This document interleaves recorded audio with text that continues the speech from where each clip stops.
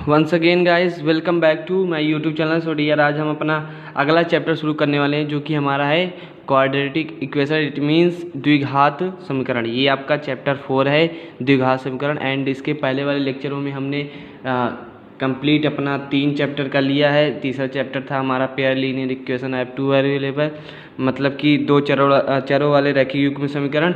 तो अगर आप उन लेक्चरों को नहीं देखे हैं तो पहले उन चीज़ों को सीखिए, देन आफ्टर हम आप क्या कहते हैं कि द्विघात समीकरण सीखें। ओके, क्योंकि सबसे पहले ये ज़रूरी है कि बेसिक से अगर आप चल रहे हैं, अगर आप चैप्टर 1 से पढ़ रहे हैं तो आपको चीज़ें आराम से समझ में आएंगी। Okay, basic to high level चलेंगे, ना कि हाई लेवल टू बेसिक। तो आज हम पढ़ने वाले हैं अपना द्विघात समीकरण, जिसको कहते हैं इंग्लिश में क्वाड्रेटिक इक्वेशन। तो द्विघात समीकरण क्या होता है, इसकी डिफिनीशन हम थोड़ा बता देंगे आपको। देन आफ्टर हम प्रश्नावली 4.1 को सॉल्व करेंगे, जो कि हमारी प्रश्नावली है 4.1। ऐसा कुछ सवाल इसमें जांच कीजिए कि क्या निम्न द्विघात समीकरण है। जो जांच करना है कि निम्न के जो दिया गया क्वेश्चंस ये द्विघात समीकरण है। तो आपको हम बताते हैं द्विघात समीकरण होता क्या है और इसमें क्या क्या होती हैं चीज़ें। देखिए, ये हमारा है द्विघात समीकरण। हमने चैप्टर को नाम लिख दिया, जो कि हमारा चैप्टर है, चैप्टर जो है 4 है। कौन चैप्टर है? ये हमारा चैप्टर 4 है, वो भी मैथमेटिक क्लास 10th का, द्विघात समीकरण। तो इसके बारे में हम जानते हैं, इसकी डिफिनीशन आपको बता देते हैं। सिंपली डिफिनीशन देखिए कि चीज़ों को हम कई तरीके से डिफाइन कर सकते हैं। ओके, तो हम फर्स्टली एकदम सिंपल लैंग्वेज में इसको डिफाइन करेंगे कि द्विघात समीकरण होता क्या। तो इसको लिखेंगे, आपको डिफिनीशन बता देते हैं। डिफिनीशन क्या है? डिफिनीशन इसकी जो है, डिफिनीशन या परिभाषा कहें तो एक ऐसा समीकरण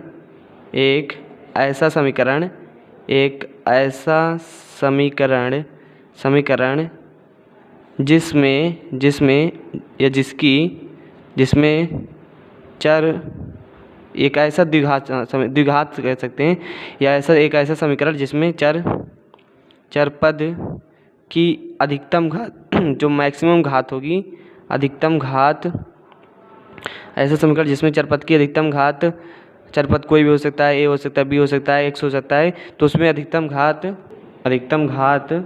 घात कितनी हो?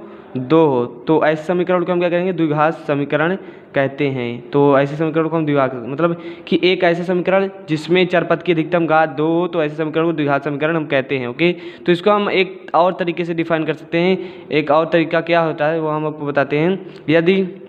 यदि क्या कहते हैं, द्विघात बहुपद हमने पढ़ लिया दूसरे चैप्टर में। द्विघात बहुपद का मानक रूप क्या होता है? ax² + bx + c। Okay, ax² + bx + c। यदि हम द्विघात बहुपद को, द्विघात ये बहुपद है हमारा, को हम 0 के तुल्ना कर दे 0 से, तो जो प्राप्त समीकरण होता है वही हमारा द्विघात समीकरण होता है। ये आपका द्विघात समीकरण हो गया, मतलब ये द्विघात बहुपद है। यदि हम इसको 0 के बराबर दिखा दें तो जो समीकरण बनेगा वो हमारा द्विघात समीकरण हो जाएगा। ओके, तो चीज़ों को हम कई तरीके से डिफाइन कर सकते हैं, जैसे कि हमने परिभाषा भी लिखा दी, एक ऐसा समीकरण जिसमें चर पद की अधिकतम घात 2, तो ऐसा समीकरण हमारा द्विघात समीकरण कहलाएगा। तो सिंपली ये आपकी डिफिनीशन हो गई। डिफिनीशन हमने बताया 2 तरीका हो सकता है। देखिए, चीज़ों को समझाने के कई तरीके हो सकते हैं, बट जो एक्चुअल में सही तरीका होता है, सही चीज़ होती है उसको तो आप क्या करिएगा, एक ऐसा समीकरण जिसमें चर पद की अधिकतम घात। देखिए, डिफिनीशन वगैरह कहीं नहीं पूछी जाती। ओके, तो मेनली हम आपको बता देते हैं नॉलेज के लिए कि क्या होता है एक्चुअल में। एंड डिफिनीशन आपको बोर्ड एग्जाम में कहीं नहीं पूछी जाएगी, ना कि कहीं मिलेगी। ओके, तो चलिए, और कंडीशन क्या होती है द्विघात समीकरण होने के लिए? जो ए होता है वो डज नॉट इक्वल टू होना चाहिए 0। किसके बराबर? डज नॉट इक्वल टू का मतलब ये हुआ कि ए जो है, यहाँ हमारा जो गुणांक है x² का, वो a does not equal to, does not मतलब बराबर नहीं होना चाहिए 0 के। अगर 0 हो जाएगा, यहाँ 0 रखेंगे हम, मान लीजिए इक्वल है 0 के, तो 0 रखेंगे तो x² गुणा होगा 0 में, तो ये हमारा bx + c बचेगा, जो कि एक द्विघात समीकरण नहीं होगा। ओके, तो इसीलिए कहा जाता है कि a does not equal to 0।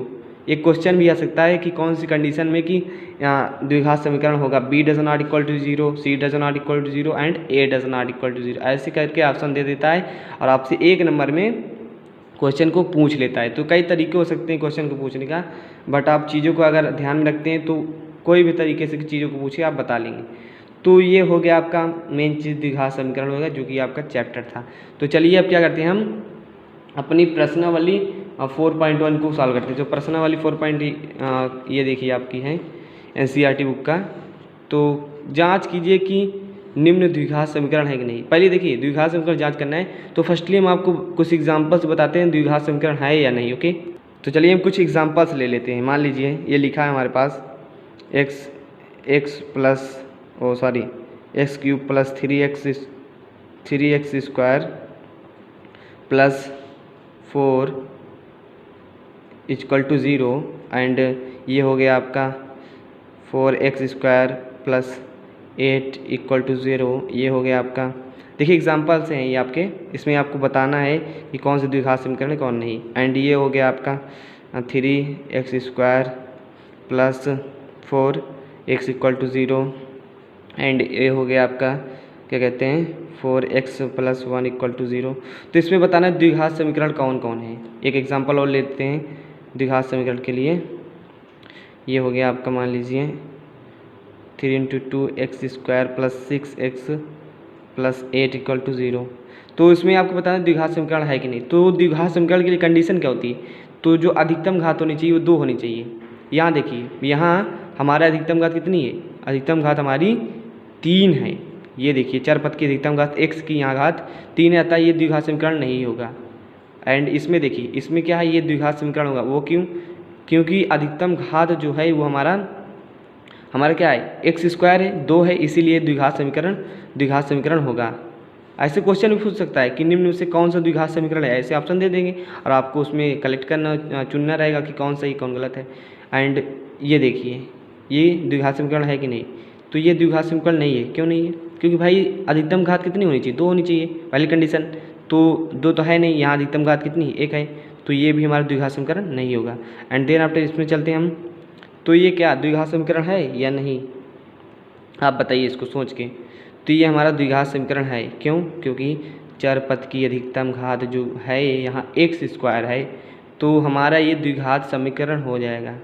Okay, क्योंकि x स्क्वायर अधिकतम घात 2 है। एंड इसको देखिए 3 × 2x स्क्वायर प्लस 6x 8, तो ये क्या द्विघात समीकरण है, ये भी हमारा द्विघात समीकरण है। ये देखिए लिख उठता है 3 × 2 है, तो इसको हम लिख सकते हैं 6x square plus 6x plus 8। तो ये हमारा द्विघात समीकरण हो गया।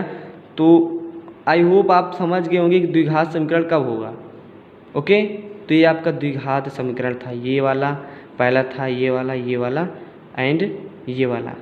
क्यों था, क्योंकि अधिकतम घात 2 थी। ये क्यों नहीं था, क्योंकि देखिए आप सोच रहे होंगे यहाँ भी घात है x स्क्वायर, लेकिन अधिकतम घात को देखिए ना आप, अधिकतम घात यहाँ आपकी 3 है, तो ये त्रिघाती समीकरण में आ गया। तो हम कह सकते हैं कि हमारा द्विघात समीकरण नहीं है। क्या ऐसा है, द्विघात समीकरण नहीं है। ये पहला, ये वाला, ये तीनों समीकरण। तो वो आप समझ गए होंगे कि कौन सा द्विघात समीकरण है और कौन नहीं। चलिए क्वेश्चन को आप सॉल्व करते हैं, प्रश्न वाली 4.1। तो क्वेश्चन ये है आपका पहला, x + 1 का whole square is equal to 2x - 3 हमको बताना है। ये जो क्वेश्चन दिए हैं कि निम्न में से द्विघात समीकरण है कि नहीं। ओके, तो चलिए क्वेश्चन को सॉल्व करते हैं और इजीली हम बता लेंगे कि द्विघात समीकरण है या नहीं। चलिए देखिए आपका पहला क्वेश्चन है जो कि हमने इसे नोट कर दिया है अपनी नोटबुक पे। तो ये आपका क्वेश्चन है x + 1 का whole square is equal to 2x - 1। इसको हमें बताना है क्या है द्विघात समीकरण है या नहीं। तो चलिए इसको सॉल्व करते हैं। आपको a + b का फार्मूला याद होगा, आई होप। नहीं याद होगा तो आप याद कर लीजिए। a + b का whole square is equal to होता है a² + 2ab + b² या a² b² + 2ab। तो ये आपका फार्मूला हो गया। तो ये देखिए इसका फार्मूला अप्लाई करते हैं। a के स्थान पे x है एंड b के स्थान पे 1 है, तो a² मतलब x² प्लस 2ab, ये कहें डायरेक्ट b² लिख देते हैं। b क्या है, 1 है, 1 के स्क्वायर करेंगे 1 आएगा एंड 2ab 2x × 1 तो 2x हो जाएगा। अब इज इक्वल टू इसको क्या लिखेंगे 2x - 3, 2 से मल्टीप्लाई हो जाएगा इस साइड भी ना, तो कोष्टक में है। तो देखिए 2x इधर बराबर है, इधर भी बराबर है, इधर प्लस है, इधर प्लस है। तो जब दो पक्ष होते हैं उसमें बराबर रहता है और चीज़ें जो चिन्ह होता है वो समान होता है तो कट जाता है। कैसे कटेगा, आप सोचिए इधर प्लस है तो इधर अगर इसको हम इस पक्ष में लाएंगे तो माइनस हो जाएगा, तो -2x + 2x कट जाएगा। तो इसीलिए हम डायरेक्टली यहाँ काट देते हैं। एंड x² +1 इधर माइनस है तो इसको हम इधर ले लेते हैं, ये +1 + 3 हो जाएगा, तो x² + 4 इज इक्वल टू 0। आप बताइए इसको, क्या ये द्विघात समीकरण है? नहीं है कि है? आप इसको बताइए, क्योंकि हमने लॉजिक आपको बता दिया है। तो गाइस ये आपका द्विघात समीकरण है। वो कैसे? क्योंकि अधिकतम घात हमारी 2 है। ओके, तो अतः आप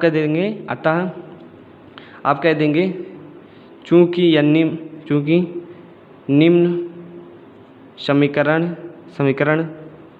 में एक्स स्क्वायर, मतलब एक्स की अधिकतम घात 2 है या चर पद की अधिकतम घात 2 है, क्योंकि निम्न समीकरण में अधिकतम घात 2 है, अतः किसकी 2 घात है? चर पद क्या है? x है। अतः निम्न समीकरण एक द्विघात समीकरण होगा। Okay, this is your answer. ऐसे आपको लिख देना है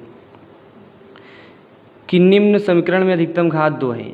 जाहिर सी बात है, जो समीकरण है इसमें चर पद की अधिकतम घात 2 है, तो अतः निम्न समीकरण जो होगा, हमारा निम्न समीकरण जो होगा दिया गया था, वो एक द्विघात समीकरण का रूप मतलब ये द्विघात समीकरण होगा। This is your answer.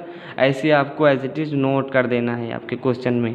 अब चलिए अगले क्वेश्चन की ओर मूव करते हैं और उसको देखते हैं कि हमारा जो समीकरण दिया गया है क्या वो द्विघात समीकरण है या नहीं। ओके, देखिए ये हमारा क्वेश्चन है जो कि हमने नोट कर दिया, जो कि दूसरा क्वेश्चन है, ये दूसरा वाला है, उसी का पहले का सेकेंड पार्ट है। तो इसको भी देखना है कि ये द्विघात समीकरण है कि नहीं। देखिए गाइज, आपको अगर कुछ चीज़ें सीखना है तो अपना टाइम देना पड़ेगा और वीडियो में कंटिन्यू बना रहना होगा। ओके, यदि आप रियल में कुछ सीखना चाहते हैं, कुछ प्राप्त करना चाहते हैं और मैथ में अच्छे नंबर गेन करना चाहते हैं, तो वीडियो को फुल वॉच करिए और चीज़ों को सीखिए एंड मेरे साथ साथ अपनी प्रैक्टिस को भी जारी रखिए। ओके, तो आप अच्छे मार्क्स प्राप्त कर सकेंगे। अगर आप मेहनत करेंगे तो जाहिर सी बात है आपको सफलता मिलेगी ही। तो चलिए क्वेश्चन को सॉल्व करते हैं। फर्स्टली ये x square minus 2x as it is note कर दिया, इसमें कुछ करना नहीं है। और ये -2 है और इसमें मल्टीप्लाई करना है, ये ऐसे दिया है। तो -2 से जब हम मल्टीप्लाई करेंगे तो -6 हो जाएगा, इससे इसमें गुणा कर -6 हो जाएगा। और -2 इंटू -x कितना होगा? +2x हो जाएगा, क्योंकि माइनस प्लस हो जाएगा गुणा जब होगा। एंड 2 इंटू एक्स कितना होगा? 2x, जाहिर सी बात है। तो एक्स स्क्वायर की -2 है, इधर +2 है, तो अब की बार ये नहीं कटेगा। हमने बताया था कि अगर बराबर है दोनों पक्षों में तो कट जाता है। तो यहाँ तो माइनस है, यहाँ प्लस है, तो इधर क्या करते हैं, एक पक्ष में ले लेते हैं 2x, इसको इस साइड में ले लेते हैं, तो 2x भी हो गया। -6 इधर पॉजिटिव था, इधर निगेटिव हो गया, तो x square minus 4x 2x -4x, इधर माइनस है, इसको इस साइड ले लेते हैं, +6 इज इक्वल टू 0, ये 0 के बराबर हो गया। तो आप बताइए क्या यह द्विघात समीकरण है या नहीं है? तो बताएं कैसे? देखेंगे सबसे पहले कि अधिकतम घात हमारी 2 है कि नहीं। तो चरपद की अधिकतम घात यहाँ 2 है, अतः आप लिख सकते हैं कि निम्न समीकरण में चरपद की अधिकतम घात या एक्स की अधिकतम घात 2 है, अतः यह हमारा एक द्विघात समीकरण हो जाएगा। ऐसे आप लिख देंगे एज इट इज। अब चलिए अगले क्वेश्चन की ओर मूव करते हैं, जो कि क्वेश्चन है आपका तीसरा। क्वेश्चन तीसरा है आपका x-2 and x+1 is equal to x-1 x+3। Okay, ये आपका क्वेश्चन दिया है, तो हमें इसका भी जांच करना है। तो देखिए, आई होप कि अगर आपको बेसिक्स नॉलेज है, चीज़ों को समझ रहे हैं, तो आप किसी भी तरह क्वेश्चन वो कर लेंगे। तो चलिए इसको सॉल्व करते हैं। पहले इसका गुणा करेंगे, x इसमें गुणा करेंगे, x² हो जाएगा, और इसको गुणा करेंगे x को 1 से, तो x हो जाएगा। -2 इंटू एक्स -2x हो जाएगा, और -2 इंटू 1 -2, इस साइड भी गुणा करेंगे, ये हो जाएगा हमारा x² प्लस 3x। अब -x से गुणा करेंगे दोनों में, -x -3 हो जाएगा, -1 इंटू 3 -3। अब देखिए ये दो पक्ष हैं, कितने पक्ष? 2 पक्ष। तो 2 पक्ष देखिए, इस साइड भी x² है, इस साइड भी, वो चिन्ह भी जो है हमारे सेम है, तो यहाँ का कट जाएगा। क्यों कट जाएगा? हमने बताया था, क्योंकि अगर सेम है, सेम चिन्ह है तो कट जाएगा। क्यों कट जाएगा? क्योंकि अगर इधर x² है, हम इसको मान लो इस साइड ले जाते हैं, तो x² और ये -x² कट जाता, तो डायरेक्टली इसीलिए हम करते हैं, काट देते हैं। एंड अब देखिए ये -x -2x कितना होगा? x माइनस के एक्स, क्योंकि एक है, एक एक्स माइनस 2x आपका कितना होगा माइनस 1x। देखिए ये चारों पत्तों वाला आपका जोड़ घटाना चीज़ें आपको आनी ही चाहिए, अगर नहीं आती प्लीज़ कमेंट करिएगा, इस पर बेस्ट मैं एक वीडियो बना के आपको सभी चीज़ें समझा दूँगा। अब चलिए -2 हो जाएगा, इसको कितना होगा 3x माइनस एक्स 2x हो जाएगा एंड -3। तो एक साइड ले लेते हैं हम, इसको क्या करते हैं एक साइड ले लेते हैं, इस साइड ले लेते हैं -x -2 -2x equal to -3 and देखिए -x -2x कितना है -3x एंड ये आपको हो जाएगा, इसको भी उस साइड ले लीजिए। देखिए चर पद को अलग ले लेते हैं हम, अचर पद को अलग, क्योंकि हमें इसको जोड़ना घटाना रहता है आपस में, ये जोड़ते घटते हैं। तो -3 + 2 इस साइड आएगा ना, ये प्लस हो जाएगा इस पक्ष में, तो -3x is equal to, sorry इसको इधर -1, इसको क्या लिख सकते हैं -3x + 1 इज इक्वल टू 0। तो आप बताइए क्या ये द्विघात समीकरण है, द्विघात समीकरण है या नहीं, कमेंट कीजिएगा प्लीज़ यदि आपको चीज़ें समझ में आ गई हो। तो ये हमारा द्विघात समीकरण नहीं है, क्यों नहीं है, क्योंकि भाई आप ही देखिए आप ही देखिए कि जो हमारा क्वेश्चन है द्विघात समीकरण का रूप कब होगा, जब चर पद की जब अधिकतम घात हमारी 2 होगी, तो यहाँ तो 2 घात है नहीं एंड यहाँ तो हमारी अधिकतम घात 1 है, तो ये द्विघात समीकरण नहीं होगा। ओके, क्यों नहीं होगा, क्योंकि आप लिख दीजिएगा आंसर में, निम्न समीकरण में चर पद की अधिकतम घात या x की अधिकतम घात 2 नहीं है, अतः यह एक द्विघात समीकरण का रूप नहीं है, द्विघात समीकरण नहीं होगा। This is your answer. लिखते हैं चलिए हम करके, अतः इसमें या इस समीकरण में x की अधिकतम घात या चर पद की अधिकतम घात मैक्सिमम पावर अधिकतम घात 2 नहीं है, इसलिए यह एक द्विघात समीकरण नहीं होगा। क्यों नहीं होगा, क्योंकि इसमें अधिकतम घात 2 नहीं, द्विघात या एक द्विघात समीकरण का रूप नहीं होगा, समीकरण नहीं होगा, ऐसा भी लिख सकते हैं, द्विघात समीकरण नहीं होगा। This is your answer. अतः इस समीकरण में चर पद की अधिकतम घात 2 नहीं है, इसलिए यह एक द्विघात समीकरण नहीं होगा। This is your answer. आप ऐसे लिख सकते हैं, आप ऐसे भी लिख सकते हैं, क्योंकि इसमें अधिकतम घात 2 नहीं है इसलिए यह एक द्विघात समीकरण नहीं होगा। तो ये आपका आंसर हो गया, द्विघात समीकरण नहीं है, हमने जांच कर ली। अब मूव करते हैं अगले क्वेश्चन को, जो क्वेश्चन हमारा है, हमारा क्वेश्चन जो 4th है इसका पार्ट्स, ये 4 हमारा है x -3 and 2x + 1 is equal to x + 5। Okay, तो आप अपनी बुक से नोट कर सकते हैं, हम अपनी बुक से नोट कर रहे हैं। तो चीज़ों को मेन चीज़ समझना होता है। तो देखिए अब मल्टीप्लाई करते हैं, मल्टीप्लाई भी आपको आना चाहिए, कुछ बच्चों को ये चीज़ें भी नहीं समझ में आती कि मल्टीप्लाई गुणा कैसे हो जा रहा है। ओके, तो गुणा करेंगे कि x है ये 2x है, तो फर्स्टली x से हम गुणा करते हैं, पहले से करेंगे इसमें, तो 2x² हो जाएगा। देखिए 2 और x गुणा होगा आपस में, तो x² हो जाएगा एंड 2 है तो 2 लग देगा। तो देखिए अब x × 1 x हो जाएगा, -3 सब गुणा करेंगे पूरे में, -3 6x -3। Okay, and x² + 5x। I hope कि आपको डायरेक्टली गुणा समझ में आ रहा होगा जो मैं कह रहा हूँ। तो आप क्या करते हैं, घटा देते हैं। देखिए इधर x² इधर 2x² है, जब इधर इस साइड आएगा तो एक x² घट जाएगा, तो ये बच जाएगा हमारा x² एंड ये हमारा क्या है, ये हमारा है x - 6x, तो इसमें क्या होगा -5x हो जाएगा एंड -3 = 5x। अच्छा हम यहाँ इसको काट सकते हैं, इसको 5x ये भी है 5x भी है, तो नहीं काट सकते। क्यों, क्योंकि हमारा ये इक्वल में नहीं है, यहाँ तो माइनस का सिंबल है ना, चिन्ह जो हमारा माइनस का है, इसलिए नहीं। अगर पॉजिटिव होता तो हम इसको ऐसे काट देते। ओके, तो चलिए x² - 5x, इसको भी इस तरफ ले लेते हैं, -5x = 0, इधर पॉजिटिव था इधर नेगेटिव हो जाएगा। तो चलिए और सिंप्लीफाई करते हैं, x² - 5x -10x is equal to 3 minus 0। Okay, तो आप बताइए कि यह द्विघात समीकरण है कि नहीं। ये जाहिर सी बात है द्विघात समीकरण होगा। क्यों? क्योंकि ये हमारी अधिकतम घात 2 है, ये हमारा द्विघात समीकरण होगा। ओके, तो आप लिख दीजिए अतः इसलिए द्विघात समीकरण होगा क्योंकि इसमें अधिकतम घात चरपथ की 2 है। आई होप ये भी क्वेश्चन आपको समझ में आ गया होगा। तो 4 क्वेश्चन तक हमने कर लिया है सॉल्व, एंड अब हम चलते हैं अपने अगले क्वेश्चन की। जो कि हमारा अगला क्वेश्चन है वो कुछ ऐसे करके है। देखिए हमारा 5वां पार्ट है इस क्वेश्चन का, जो कि ऐसा कुछ है 2x - 1 and x - 3 is equal to x + 5 x - 1। तो चलिए सिंपली मल्टीप्लाई करते हैं। फर्स्टली हम पहला काम करते हैं अपना मल्टीप्लाई।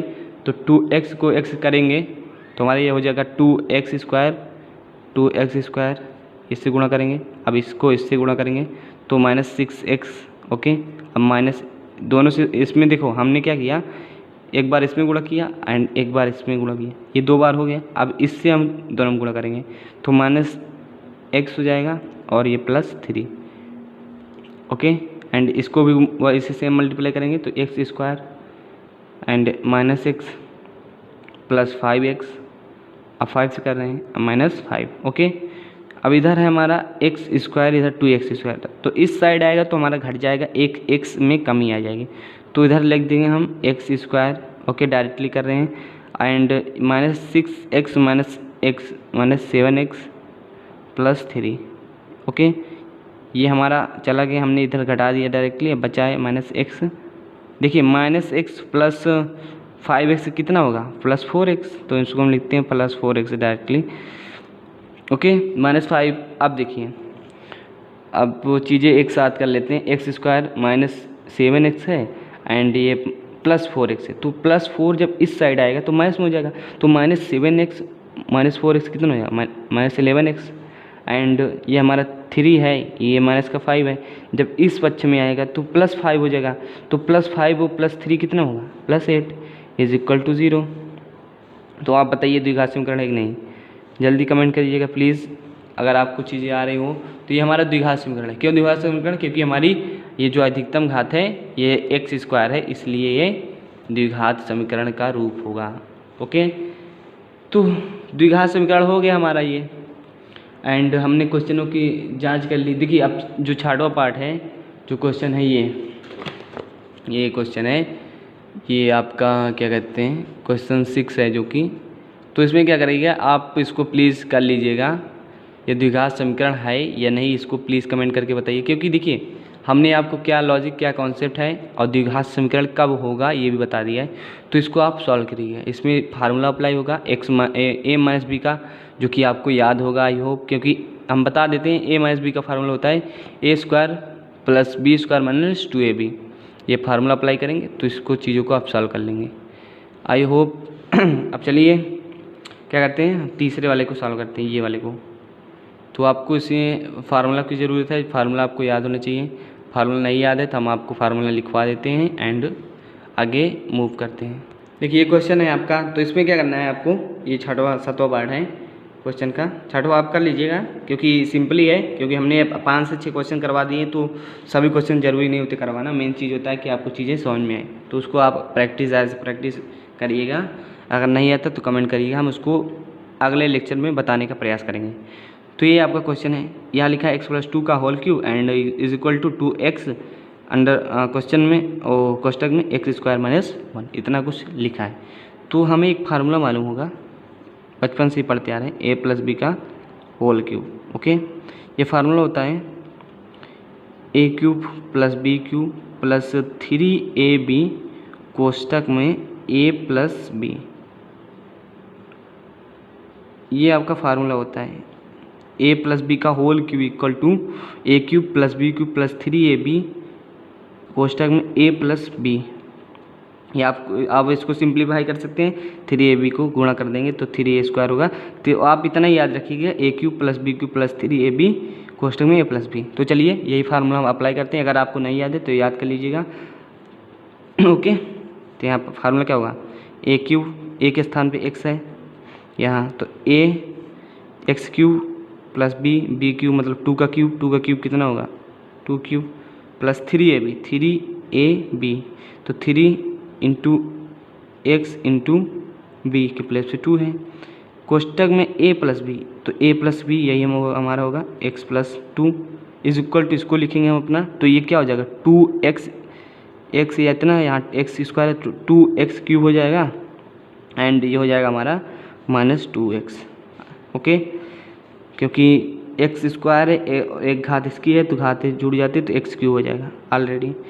चलिए इसको और सिंप्लीफाई करते हैं, ये होगा आपका एक्स क्यूब प्लस 8 प्लस, देखिए ये 3x इंटू 2, पहले इसको गुणा करेंगे तो 6x होगा, और जब 6x को x प्लस 2 में मल्टीप्लाई करेंगे तो 6x square plus 6x plus into 2 करेंगे 12x हो जाएगा, is equal to 2x cube minus 2x।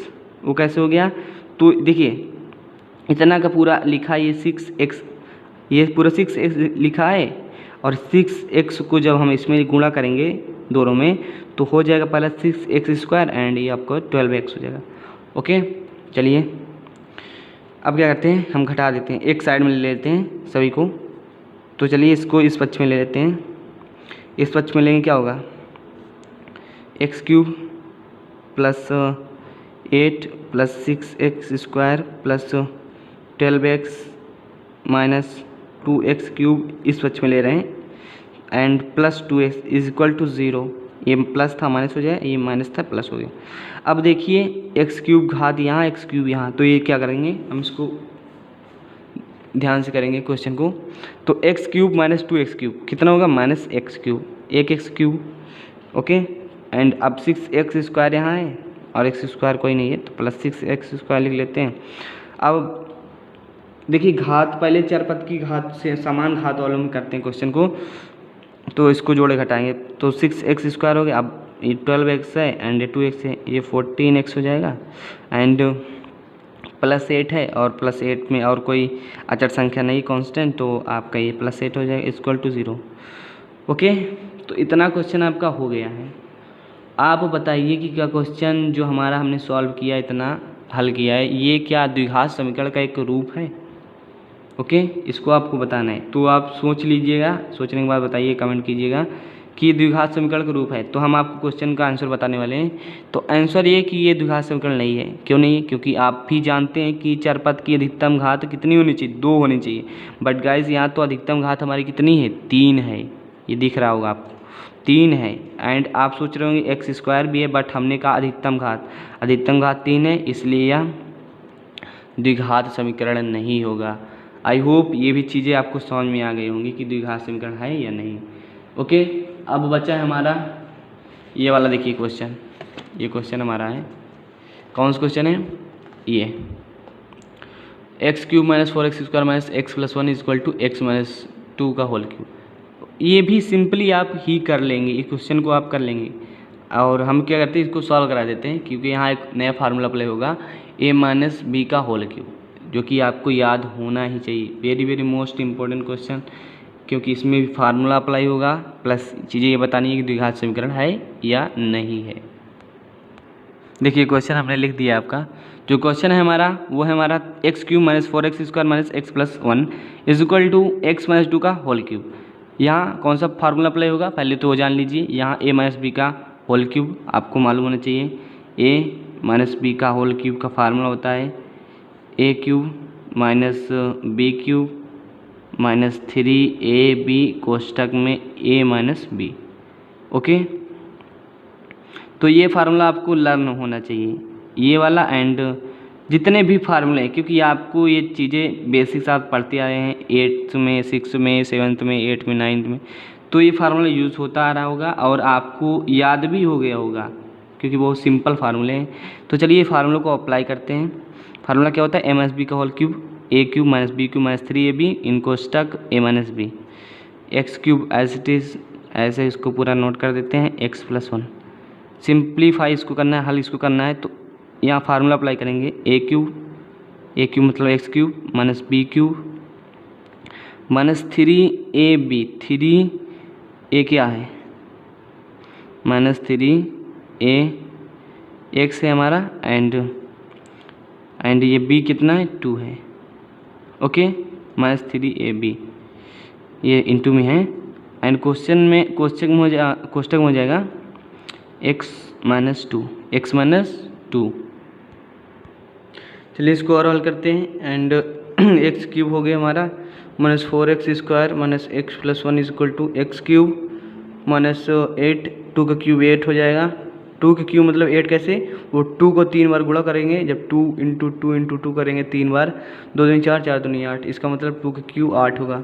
And -3x × 2 कितना होगा, 6x -2। ओके, तो x³ -4x² -x+1 = x³ -8 -6 × x आपको हो जाएगा 6x² माइनस का, और -6x -2 आपका हो जाएगा 12x, माइनस आपको प्लस हो जाएगा, एंड 6x × 2 आपको 12x हो जाएगा। ओके, तो ये आपका हो गया इतना। अब क्या करते हैं, हम इसको सॉल्व करते हैं आगे। देखिए x³ इधर है, x³ इधर है, तो दोनों पक्ष जब बराबर होते हैं तो कट जाते हैं।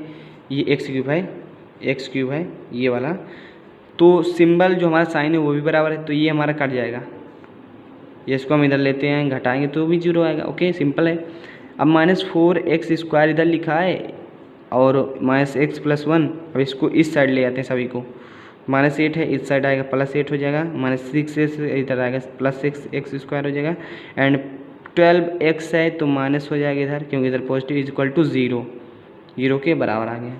-4x + 6x², ये देखिए इससे मिलाइए क्योंकि घात सेम है तो इसी में जुड़े घटेगा, तो -4x² + 6x 2x² हो जाएगा, एंड -12x -x आपका -13x। Okay, and +1 + 8 = 9 = 0। ये आपका सॉल्व हो गया। तो आप बताइए द्विघात समीकरण है कि नहीं, आप बताइए क्यों नहीं है और क्यों नहीं है, आप ये बताइए। तो द्विघात समीकरण है, क्यों है, क्योंकि हमारी जो चरपथ की अधिकतम घात है वो 2 है, अतः आप लिख देंगे निम्न समीकरण में चरपथ की अधिकतम घात 2 है, x² है, इसलिए हमारा द्विघात समीकरण होगा। This is your answer. I think you can understand my talks, so this type question you can easily solve. I hope after watching this video।